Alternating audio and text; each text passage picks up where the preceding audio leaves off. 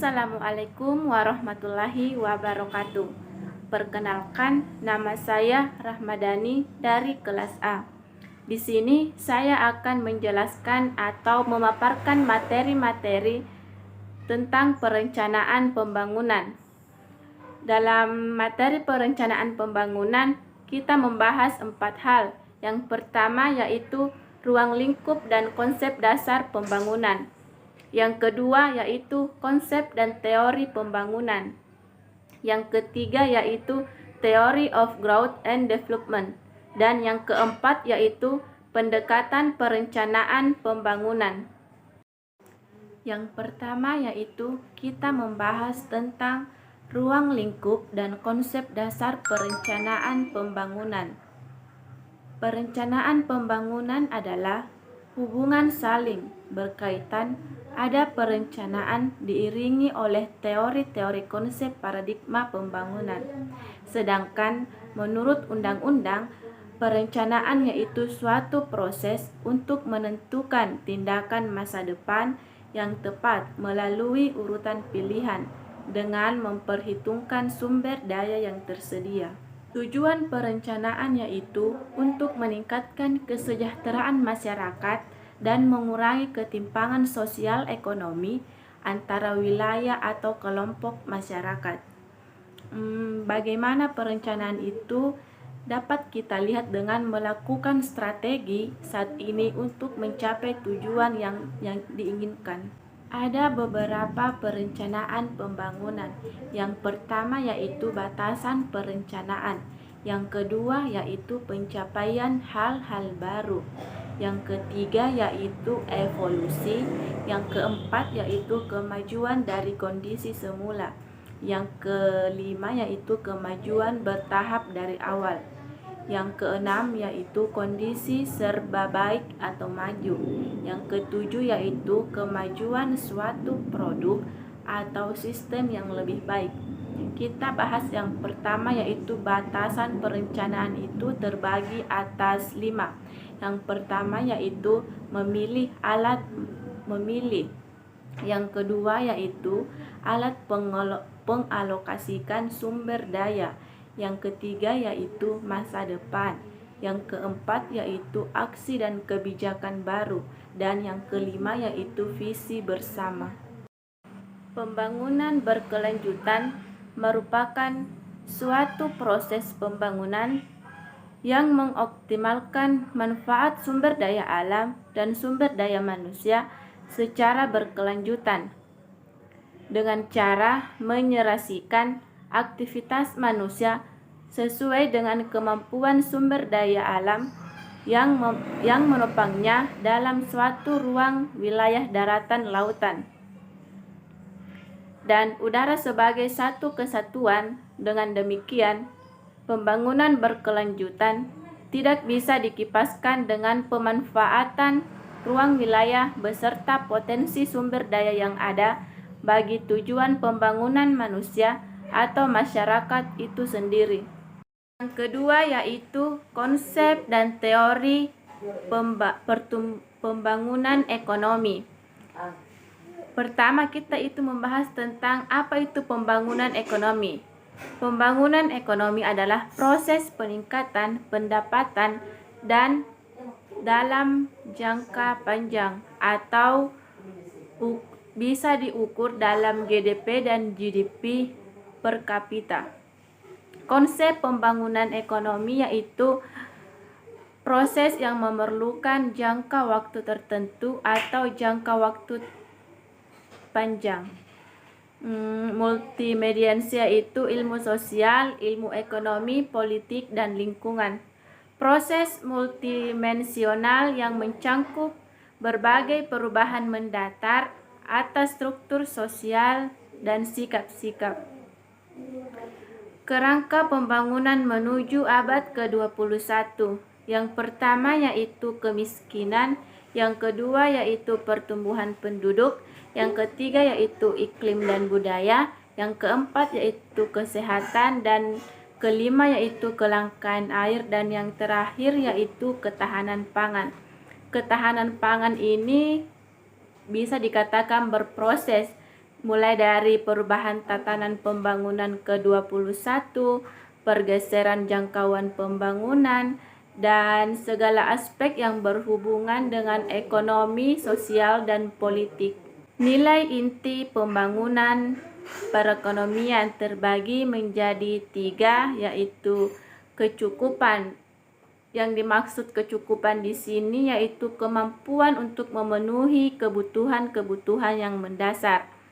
Yang kedua yaitu jati diri atau menemukan jati diri atau menjadi manusia yang seutuhnya. Yang ketiga yaitu kebebasan dari sikap menghamba atau kemampuan untuk memilih. Selanjutnya yaitu pengukuran pembangunan. Pengukuran pembangunan ini terbagi atas 5, yaitu pendapatan rata-rata per kapita. Yang kedua yaitu distribusi pendapatan. Yang ketiga yaitu kualitas hidup. Yang keempat kerusakan lingkungan hidup. Dan yang terakhir yaitu keadilan sosial dan berkelanjutan. Pengembangan yang memenuhi kebutuhan saat ini tanpa mengorbankan kemampuan generasi masa depan. Tujuan Sustainable Development untuk menciptakan pertumbuhan ekonomi berkelanjutan serta mengurangi kemiskinan dan meningkatkan kesejahteraan sosial. Selanjutnya kita masuk ke teori-teori pertumbuhan ekonomi. Yang pertama yaitu kita membahas tentang teori pertumbuhan klasik, di mana mencangkup di dalamnya pembagian kerja dan skala ekonomi. Adam Smith berpendapat tentang keterampilan pekerjaan, efisiensi waktu dalam produksi barang, mesin yang menghemat tenaga kerja dan produksi dari model. Yang kedua yaitu teori pertumbuhan ekonomi modern, di mana mencangkup tentang akumulasi modal dan peningkatan sumber daya manusia. Juga membahas tentang model-model money supply of labor. Yang ketiga yaitu kita membahas tentang teori perekonomian neoklasik, di mana mencangkup dalam bagaimana peningkatan pertumbuhan per kapita, bagaimana tingkat tabungan mensupport investasi, serta bagaimana mensuplai side atau bagaimana cara kita untuk menawarkan sesuatu, dan juga bagaimana pemerintah untuk mempromosikan pasar bebas dan integrasi ekonomi. Teori yang selanjutnya yaitu teori part neoklasik berdasarkan teori yang di atas pada pertumbuhan tenaga kerja dan akumulasi modal serta tingkat kemajuan teknologi.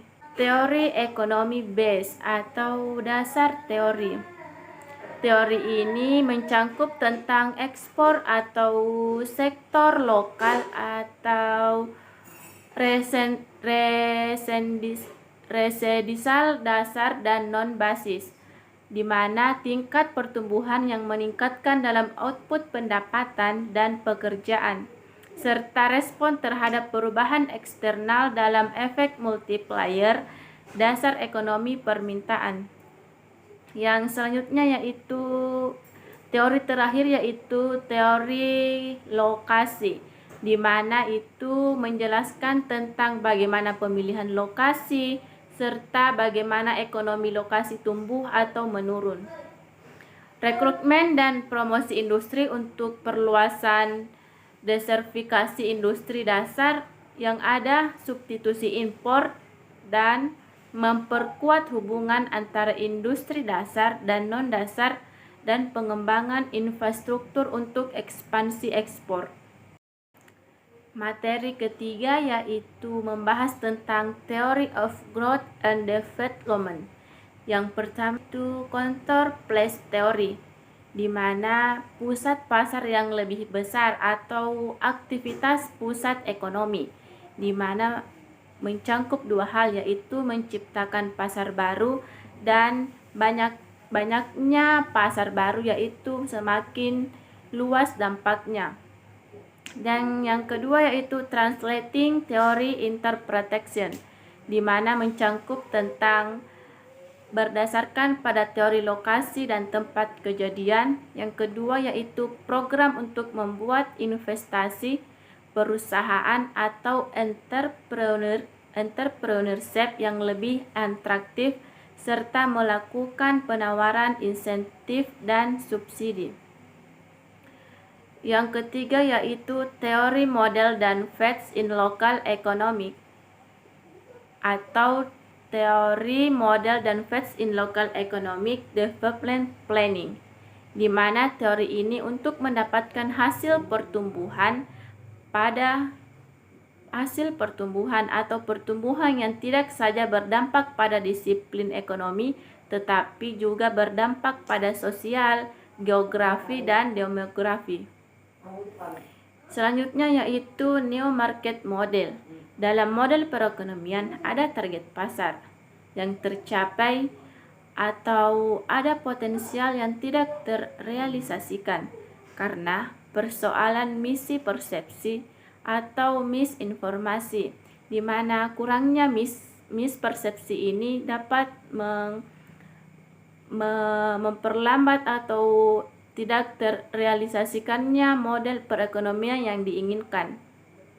Adanya mispersepsi dan misinformasi, maka dibutuhkannya investasi baru atau investasi ulang pada suatu kota atau daerah yang rendah pendapatannya dengan memberikan subsidi untuk memulai kembali usaha yang diinginkan. Materi yang keempat yaitu pendekatan perencanaan pembangunan. Di dalam pendekatan perencanaan pembangunan ini kita membahas 3 topik yaitu keluarga, masyarakat, dan bangsa, di mana keluarga ini mencangkup tentang RT, RW, desa, kelurahan, dan kampung, dan di mana masyarakat ini mencangkup tentang kecamatan, kabupaten, RT, dan juga RW. Dan yang terakhir ini bangsa mencangkup tentang negara. Pendekatan perencanaan pembangunan manusia dibagi menjadi 3. Yang pertama yaitu top-down approach atau menyusun perencanaan. Pendekatan ini bertitik tolak dari target peningkatan IPM yang ditetapkan masing-masing daerah, kabupaten, atau kota. Berangkat dari target tersebut, kemudian disusunlah rencana atau alokasi sektor-sektor APBD. Rencana komposisi alokasi setiap sektor pembangunan dalam proses penyusunan dapat diubah-ubah hingga angka IPM yang ditargetkan secara diperhitungkan dapat dicapai. Yang kedua yaitu bottom up approach, di mana di dalamnya mencangkup tentang kecenderungan berorientasi pada program serta didahului dengan penyusunan komposisi anggaran per sektor atau program yang direncanakan, kemudian baru diuji dalam kaitan dengan sejauh mana dampaknya terhadap peningkatan IPM. Pemanfaatan ini dalam IPM perencanaan pembangunan daerah dengan pendekatan dari bawah atau bottom up, berangkat dari target IPM yang diinginkan atau dicapai, tetapi dimulai dengan menetapkan komposisi rencana anggaran per sektor atau program sebagaimana yang selama ini dilakukan, kemudian baru dihitung beberapa pengaruh terhadap kenaikan IPM. Yang ketiga yaitu hybrid approach, di mana mencangkup tentang kombinasi elemen mekanisme dari atas ke bawah atau sebaliknya. Yang kedua itu dicapai perseimbangan yang realistis besarnya target. Yang ketiga itu merupakan kerangka perencanaan yang fleksibel dibandingkan dengan pendekatan pertama dan kedua. Pendekatan ini merupakan kombinasi dari pendekatan pertama dan kedua, di mana dalam aplikasinya dapat dilihat dari 2 sisi, yaitu sisi IPM yang ditargetkan dan dari sisi komposisi anggaran per sektor. Dari sisi komposisi anggaran per sektor daerah yang dialokasikan, serta keseimbangan antara dua sisi tersebut merupakan perencanaan yang sangat realistis. Baiklah, itulah tadi pemaparan materi atau penjelasan materi-materi tentang perencanaan pembangunan.